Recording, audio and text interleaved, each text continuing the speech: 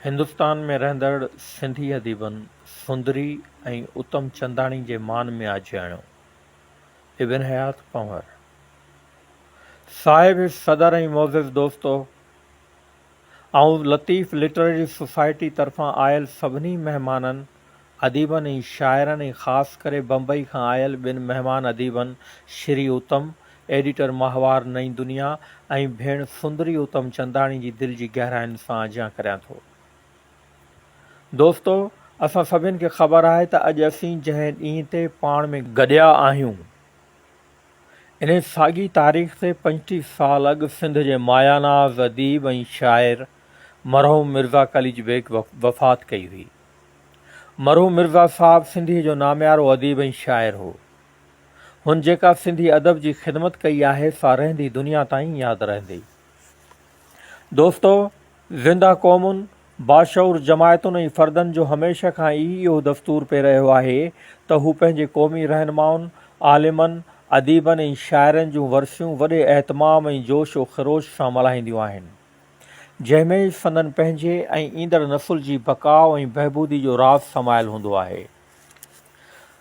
दोस्तो, ही 17 सालनि जे अरसे बैदि पहिरियों मौक़ो आहे जो असांजा 2 अदीब भाउ ऐं भेण हिन मौक़े ते असां सां शरीक थिया आहिनि।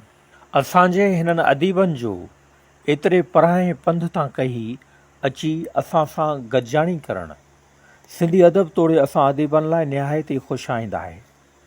हूं बि श्री उत्तम भेण सुंदरी तोड़े असांजे ॿियनि अदीब भाइरनि असां खां परे रहंदे असांखे विसारियो केन्हे।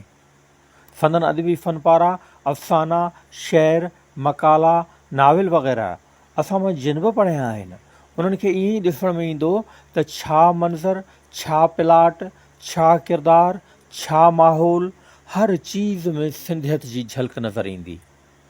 17 सालनि जो तवील अरसो ऐं समय मेलनि जी दूरी असांजी पंहिंजाइप ते, असांजे गुज़िरियल सदियुनि वारे प्यार भरे माहौल ते, जॾहिं घर घर सां गॾोगॾु रहंदे सुबुह जो पेट जी आग ओझाइण लाइ ॿाहिरि निकिरंदे हिक ॿिए खां प्यार ऐं पाबोह मां पुछिबो हो त काका राति त ख़ैर जी गुज़री, तंहिंमें का बि तब्दीली न आई आहे।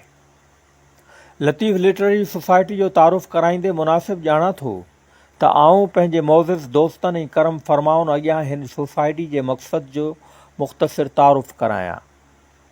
दोस्तो, हिन सोसाइटी जो बुनियादु 25 अगस्त 1960 ते रखियो वियो ऐं उन जा मूल मता हेठिहीं रीत आहिनि। नंबर 1, अदबी मुबाहिसा ऐं मुशाहिरा कराइणु। नंबर 2, सिंधी अदब जे इशायती सिलसिले खे वधाइण ख़ातिर मयारी किताब शाया करणु।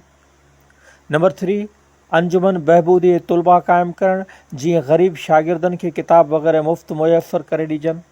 सोसाइटी पंहिंजे मक़सदनि खे अमली जामे पहिराइण ख़ातिर हर साल योम लतीफ़, योम कलीज, योम होशू, योम हेमो कालाणी, योम मोहम्मद सिद्दीक़ मुसाफ़िर ऐं योम दाऊद पोटा वॾे एहतमाम सां मल्हाईंदी रहंदी आहे। आउं ॿुधाइणु मुनासिब ॼाणा थो त हीअ अॼोकी गॾिजाणी जेका मरहूम मिर्ज़ा साहब जी फातह ख़्वानी जे सिलसिले में थी आहे सा दरअसल मरहूम मिर्ज़ा साहब जी दस्तूरी वरसी जो प्रोग्राम न आहे, छाकाणि त लतीफ़ लिटरेरी सोसाइटी हर साल योम कलीज वॾे एहतमाम सां मल्हाईंदी आहे। हिन साल असांजो दस्तूरी प्रोग्राम अगस्त महीने में रखियलु आहे, जंहिंमें मुशाइरे सां गॾोगॾु मिर्ज़ा साहब जिन जो हिकु ड्रामो पेश कयो वेंदो।